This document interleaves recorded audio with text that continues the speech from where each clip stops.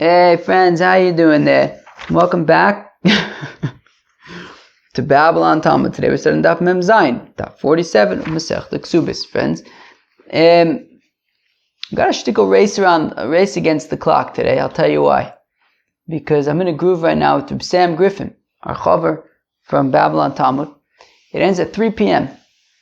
It's right now 2:20. That gives me 40 minutes to record the Daf HaYomi. The good news is it's not such a difficult daf. So I suspect it's not such a big daf. Let's see. Friends, we're going to start. So we're going by to, we had a Mishnah yesterday about all these things, right? That the father can chaparain the kesef kiddushin, the things that she finds, right? Being made for nedarim, receiving the get, all sorts of things. So we're just basically going through all these things and explaining them. So we're going to start mamish all the way at the end of Daf Mem Vav Mud Beis, like mamish, the last two words. Zakai b'mtziasa, now we're already on Daf Mem Zayin Amud Aleph, mishum eva.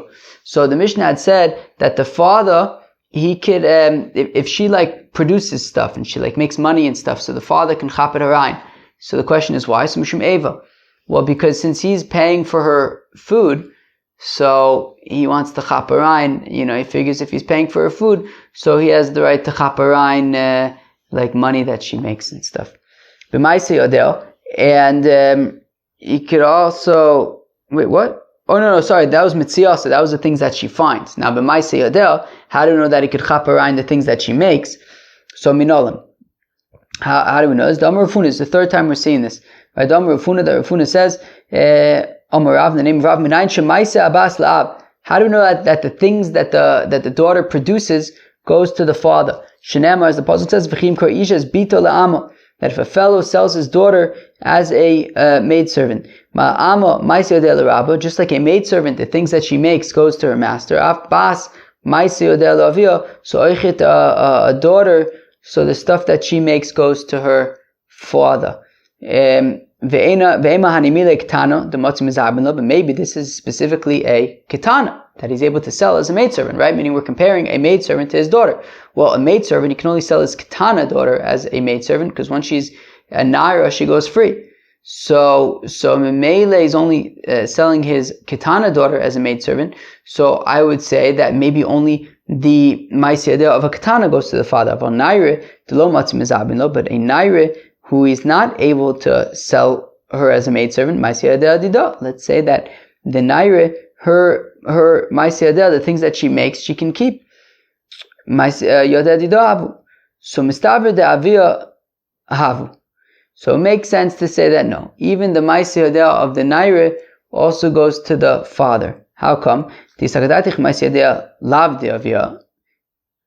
Because if you say that the stuff that she makes does not go to her father, i.e. she can keep it, well, the Torah allows the father to marry her off, right, and to make a wedding, a chasana, if you will. But how could the father marry her off? She's got work that day. Apparently the father is able to say, look, skip work that day and get married. But, if she keeps her earnings, well then, how could the father just say, you're getting married today, if she's saying, yeah, but I'm working and I get to keep the stuff that I'm working, which means that you're taking that away from me and you can't do that. So from the fact that the father is able to marry off his daughter, means that Memele, he's also the one who gets the stuff, her earnings, and that's why he has the ability to be able to say, don't work today, get married instead. But if she got her own earnings, then how would he be able to say, you're getting married today? She'll be like, yo, I got work, brother, father. So Paruch Rav Achai refutes this argument, and he says, well, maybe he's just paying her for the day. So you could theoretically argue that no, she does get to keep her earnings. However much money she makes in a day, he'll pay her that money. So, she's not losing out on those earnings. And then he says, go get married that day. Or the chasanas at night. Assuming that people don't work at night. I work at night. Well, it depends. Depends what time night begins. And it also depends when I'm recording Babylon Talmud. recently I've been recording Babylon Talmud during the afternoon, and therefore I work at night. Let's go weiter. So Inami the Mosla Belelia, so Ori marries her off at night, and I guess the assumption is that she's not working at night. Inami the Mosla B'Shabbos Yom Tovim, or he marries her off on Shabbos or Yom Tov. Are you allowed to get? I don't think you're allowed to get married on Shabbos or Yom Tov. Elektana lo tzricha kra. So one second. So back to the question is, so maybe a naira can keep her own stuff, right? Maybe a katana, her ma'aseh yadeh goes to the father, but a naira can keep her own earnings. That's the shayla. So the Gemara says, lo tzricha, where am I? Ela katana lo tzricha kra. So we say, well, here's the thing. The pasuk from which we compare the amma to the bito, right? Right, we say v'chim pyo isha as bito la'ama, that we compare bito to amma. So, right, to say it's just like the ma'aseh yadeh of the amma goes to the master, also the ma'aseh yadeh of the daughter goes to the father. Well, we don't need that to teach about the ma'aseh yadeh of the daughter, of the katana. Right, katana lo tzricha kra. I don't need a pasuk to teach me that the ma'aseh yadeh of a katana goes to the father. Hashta zabuni mizabin la ma'aseh yadeh mi boy. Look, the father can sell her to be a maidservant to somebody else. You know, that's a pretty big deal. To say that he could chaparain, her earnings is less of a big deal. So maybe if he could sell her, he can chaparain her earnings. What we need the pasuk for is for a naira, because a naira he can't sell to be a maidservant, right? Because she dafka goes free when she becomes a naira. So therefore we need the pasuk to teach us dafka though by a naira, even though he can't sell her as a maidservant, he can chaparain her ma'aseh yadeh, her earnings. Mikabel is gito. So skipped. Ba'afaras nidariel, the father can be mefer his daughter's nidarim. Minol and dichsiv benurea beisavia. That if the pasuk says benurea beisavia, that's davka the context, right? The context of afaras nidarim, that when she is a naira in her father's house, so if she makes some kind of a neder, so he can be mefer it, he can nullify it.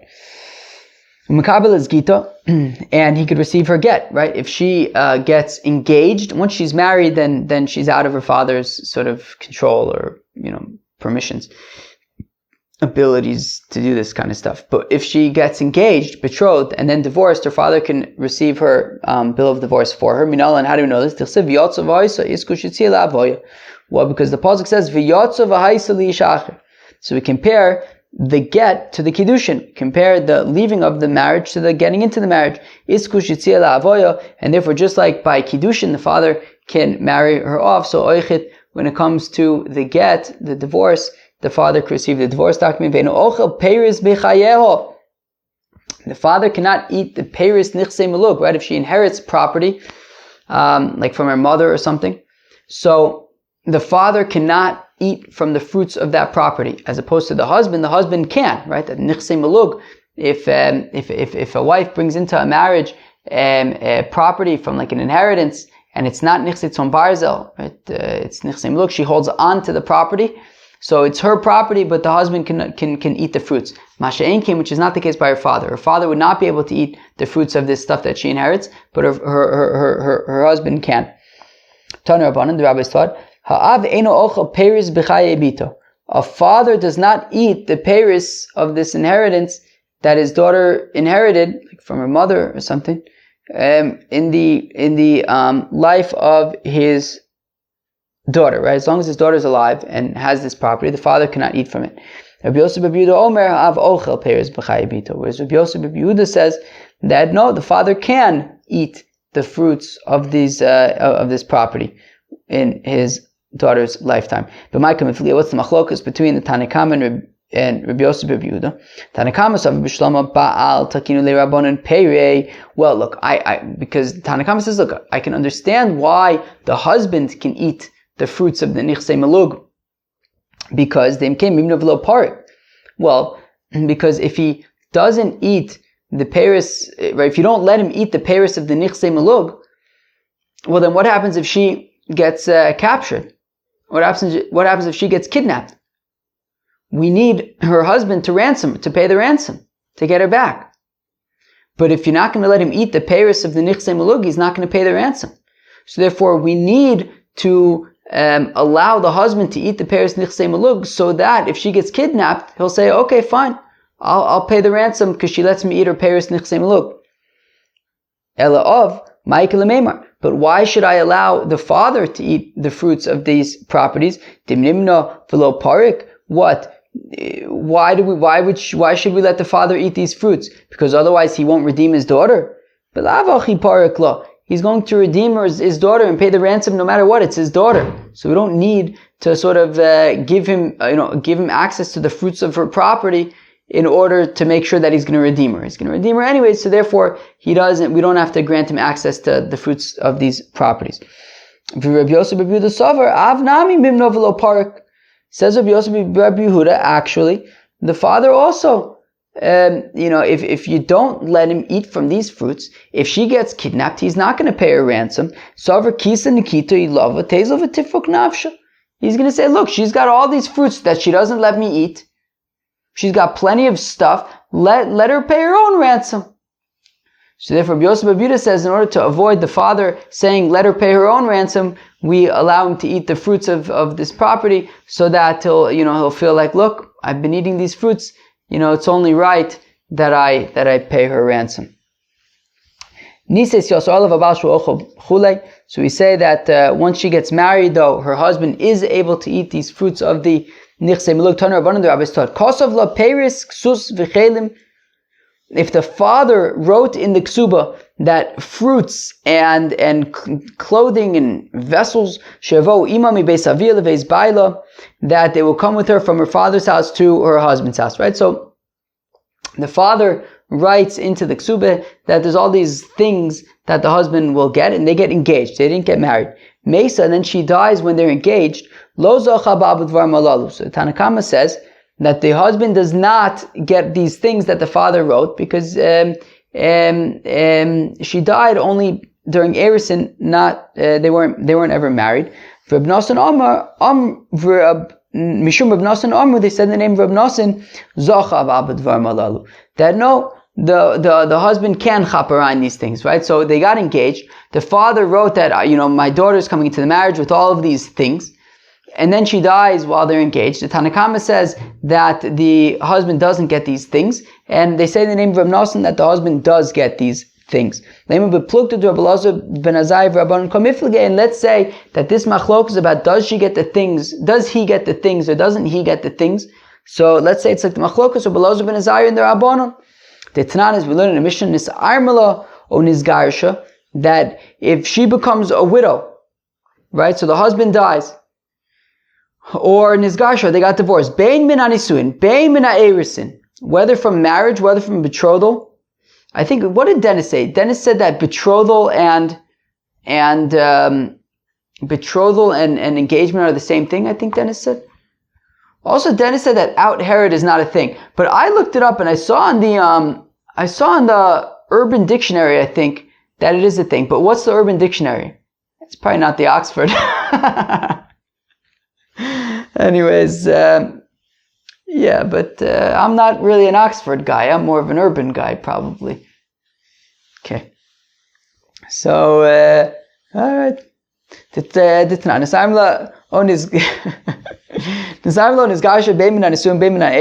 So if she became widowed or divorced, whether from the betrothal or from the marriage, Gova esakol, she could chaparain everything. She chapsarain everything. Rabbi Elazar ben Azariah Omer says, Rabbi Elazar ben Azariah, look, minanisuin Gova esakol. Look, if they were married, then she could chaparain the full ksuba. Umina erisin, but from betrothal, besula gov masayim v'amana. So if she's a besula, then she can get, the base amount of a masayim. If she's an amana, she can get mana, but that's it. Because when the husband wrote all these things in the ksuba that she's going to get, he was doing that assuming that they were going to get married. But if they never got married, says Rabbi Elazar ben Azariah, look, she can get the base of mana masayim, but that's it. So according to Mandamur, who says that in our case, when she dies during the Erisin, so the Tanakama says that the husband does not get the stuff, So Kabbalah ben Azariah. So Kabbalah ben Azariah, who says that if he dies, she doesn't get, she gets the base of the Ksubah, but that's it. Manda Amar Zacha Krabon. And the Manda Amar says that when she dies, he can chaparayim. Reb Nosson says he can chaparayim all the things. So he's going to be like the rabbis who say that if the husband dies, so then the wife can chaparayim everything already from Erisin. So no, the Chuliyama Kabbalah ben Azariah, that both the Tanakama and Reb Nosson, in our case, by when she dies, the Tanakama says that he doesn't get the stuff, and Reb Nosson says he does get the stuff. So they both hold like Rabbi Elazar ben Azariah, who says it's a little confusing because the first part she's the one who dies, and the second part he's the one who dies. But okay, Rabbi Elazar ben Azariah says that when he dies, she can only get the baseline ksuba, but that's it. So both the Tanakama and Reb Nosson, in our case, when she dies, agree with Rabbi Elazar ben Azariah. Mandamar lo zacha Rabbi Elazar ben Azariah. So according to Tanakama, who says that when she dies, he doesn't get the chaparayim, the stuff. So he says like it's obvious, it's easy to make the comparison to Rabbi Elazar ben Azariah, who says that when he dies, she only gets the mana masayim, and that's it. Mandamar zacha, and Mandamar who says that in our case, when she dies, he could chaparayim. Right? Rabbi Nosson says he could chaparayim all the things. So he'll still say like Rabbi Elazar ben Azariah when it comes to when he dies, that she only gets the mana masayim, and that's it. Because Adkan lo ka'amar Rabbi Elazar ben Azariah elamididei l'didah. When Rabbi Elazar ben Azariah says that she can only get the mana masayim, and that's it, that's coming from him to her. So that when he wrote it to her, he only wrote it under the assumption that they were going to get married. But if he died before they got married, so then since she only gets the mana masayim, that's it.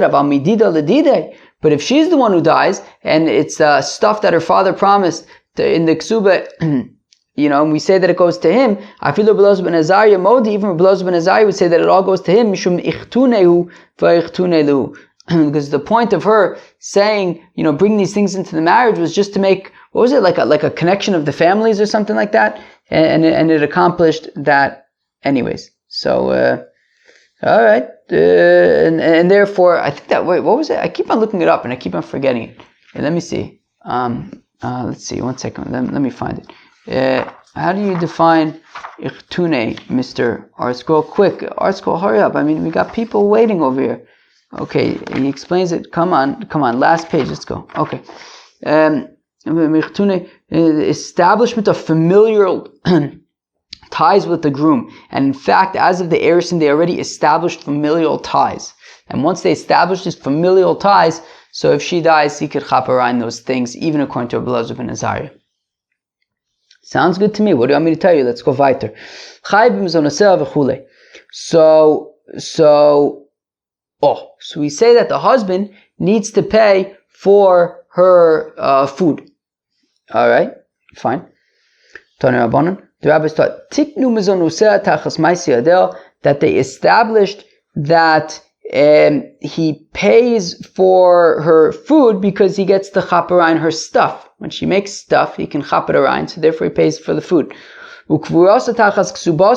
And he pays for her burial because since she brings like a dowry into the marriage that he can use, so therefore if she dies, he's got to pay for the burial. And therefore the husband can eat the fruits of the nichsei melug. Peris mandachar shmai. Who said anything about peris nichsei melug over here? Look, it's missing a few words. This is how to understand it. That they said that he's got to pay for her, he's got to provide food, because after all he could chaparayim her earnings. Ufirkona tachas peris. And as we mentioned earlier, that if she gets kidnapped, he pays her ransom since he's able to eat her peris nichsei melug all the while. And since she brings in a dowry to the marriage, so therefore he pays for her burial. And therefore the husband can eat the fruits of the nichsei melug. What are the, right? We've mentioned nichsei melug a few times, right? It's property, we even mentioned it earlier today, property that she brings into the marriage that belongs entirely to her, right? If they get divorced or whatever, she takes them back with her. If they went up in price or down in value, it's hers, she gets the gain, she gets the loss, whatever it is. But in the meantime, the husband is able to eat the fruits. That's what nichsei melug are. So, what does it mean, therefore he can eat the fruits of the nichsei melug? Well, I may have thought to say, Mecha lo nichlinu, anuche nanchinu. So listen to this. I may have thought to say that if we're saying that since he has access, it sounds like a helicopter. I wonder who's helicoptering. Anyways, since we're saying, yeah, that's definitely a helicopter. Don't they know that I'm recording Babylon Talmud? Probably not. Do you hear that? It's a helicopter. It's a helicopter. I even feel it, I think. I feel the helicopter. Okay, so since the Paris, the reason why you can eat the Paris is so that then if she gets kidnapped, he'll pay the ransom. So I might think, well, if that's the point, maybe he shouldn't eat the fruits. He should preserve the fruits. He should leave them so that in the event where he needs to pay a ransom, he has sort of stuff that's of value that he can use. I don't know, either pay the ransom with fruit, but probably more likely they want money. So maybe sell the fruit and use the money towards the ransom, whatever it is. But I would think he shouldn't be able to eat the fruit. He should have to hold on to the fruit so that he can, could pay the ransom. So leave them. Because if he doesn't have them, if he already ate them, and then it comes time to pay the ransom, there's not going to be anything to pay the ransom with. So rather what it's teaching that it's actually better to let him eat the fruits. Because zimnin de lo malu ufarik la midide. Because if he's eating the fruits all the while, and then she gets kidnapped, and it's time to pay the ransom, he doesn't know exactly how much fruit he ate. It's not like every time he ate an apple, he wrote down that I ate one apple and this is the price of it, etc. No, he just knows that over the past X amount of time, he's been eating freely this amount of fruit. He doesn't exactly know how much it is. His wife gets kidnapped. He has to pay the ransom. So he pays it. He's not going to nickel and dime it. He doesn't know, but he's been eating the fruits all the while. He owes it to her to pay her ransom. But if you dafka preserve it, then he would say, okay, well, I've been saving up for this event, so then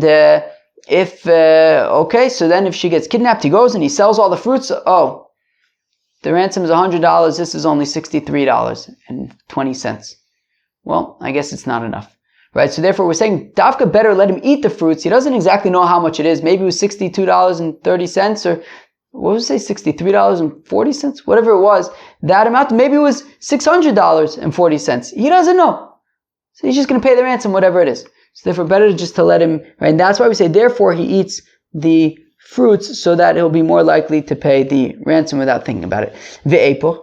One second, why don't I switch it around? Instead of saying that it's mizonos, he provides food because he can chaperine the stuff that she makes, and that he can eat the fruits so that he'll pay the ransom. Maybe it's the other way around. Maybe he provides food because since he gets to eat the fruits, and he pays the ransom since he can have her stuff. So my Abai says, Abai tiknu matzu l'matzu v'shenu matzu l'shenu matzu. No, it makes sense to say that he provides food in exchange for the sort of money that she earns, because both of those things are common. Food is obviously common, and working is common.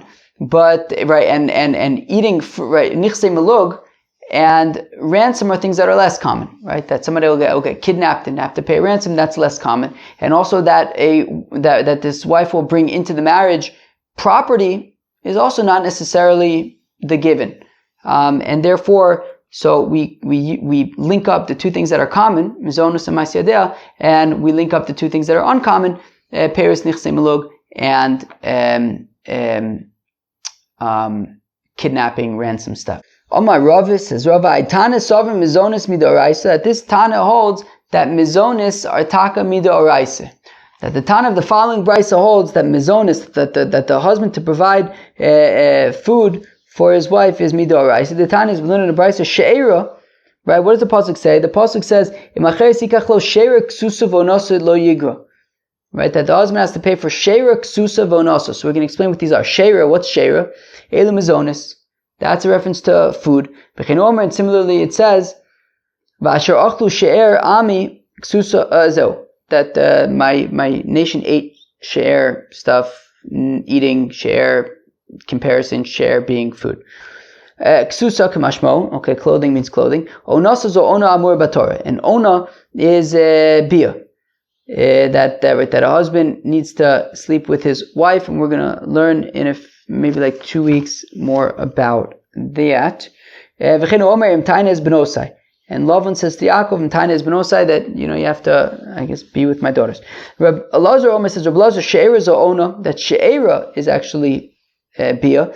V'chinu Omer, and similarly it says Ish el kosher b'sar l'sikvu l'galos erva. Right, it says by Arayos, which of course is Bia, it says She'er. It says el kol She'er b'sar. So She'era is Ona, which is that the husband has to have Bia with his wife on a certain schedule based on his profession. Ksusa k'mashmo, clothing means clothing. Onasa elu mizonis, and ona is actually mizonis. V'chein omer, as it says, v'yancha v'yarivecha, that I've sort of starved you. So we see that ona is compared to food, or at least a lack thereof in that context.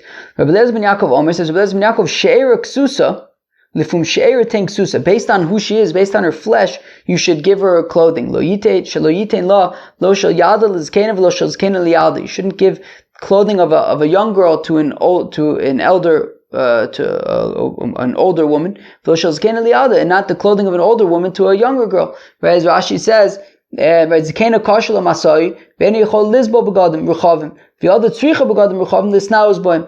That older, more mature women might prefer clothing that are less stylish but more comfortable, and younger girls might prefer clothing that might be less comfortable but more stylish.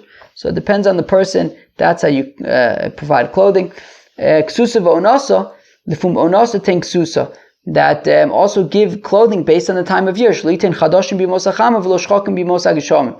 You shouldn't give like new clothing during the summer and rags in the winter. New clothing being sort of warmer and heavier, so don't give that in the summer, and don't give worn out clothing in the winter. Make sure that you give that the husband provides clothing that is season weather, that is weather appropriate.